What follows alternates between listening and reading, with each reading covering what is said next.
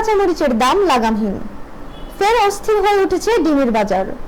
2 সপ্তাহের ব্যবধানে প্রতি ডজন ডিমের দাম বেড়ে সর্বোচ্চ 160 টাকা হয়েছে।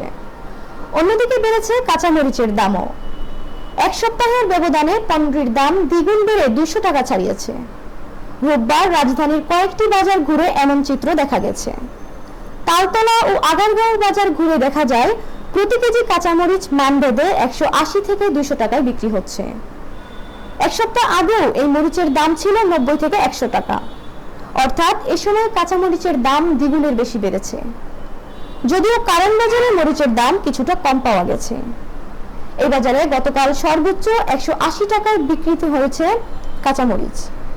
অন্যদিকে সরকারি প্রতিষ্ঠান ট্রেডিং কর্পোরেশন অব বাংলাদেশের টিসিবি তথ্য অনুযায়ী গতকাল রাজধানীর বিভিন্ন বাজারে কাঁচামরিচের সর্বোচ্চ খুচরা মূল্য ছিল 200 টাকা।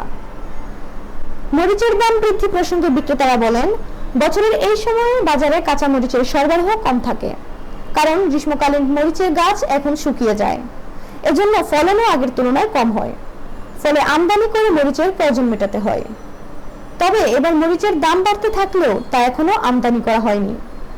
এদিকে ডিমের বাজার ঘুরে দেখা যায় 2 সপ্তাহ আগে 120 টাকায় বিক্রি হওয়া ডিম এখন 35 থেকে 40 টাকা পর্যন্ত বেড়ে বিক্রি হচ্ছে 155 থেকে 160 টাকায়। এই হিসেবে একটি ডিমের দাম পড়ছে 13 টাকার বেশি। অন্যদিকে ডিমের দাম বাড়ার বিষয়টি বাজার দরের প্রতিবেদনে তুলে ধরে টিসিবি জানিয়েছে, রোববার রাজধানীর বিভিন্ন বাজারে প্রতি হালি ফার্মের ডিম বিক্রি হয়েছে 48 থেকে 50 টাকায়। 1 মাসের ব্যবধানে ডিমের দাম প্রায় 17% বেড়েছে বলে জানিয়েছে সংস্থাটি। ডিমের দাম বৃদ্ধি প্রসঙ্গে ব্যবসায়ীরা বলেন, গত কিছুদিনে সারা দেশে তীব্র দাবদাহের কারণে খামারে অনেক মুরগি মরে গেছে, এতে ডিমের উৎপাদন ব্যাহত হয়েছে। ব্যবসায়ীরা আরো বলেন, এখন ডিমের চাহিদা বেড়েছে, কিন্তু ডিমের উৎপাদন কমেছে, এতে ডিমের দাম বেড়েছে। এর আগে ডিমের বাজারে অস্থিরতা দেখা গেলে ডিমের সর্বোচ্চ খুচরা মূল্য নির্ধারণ করে দেয় কৃষি বিপণন অধিদপ্তর।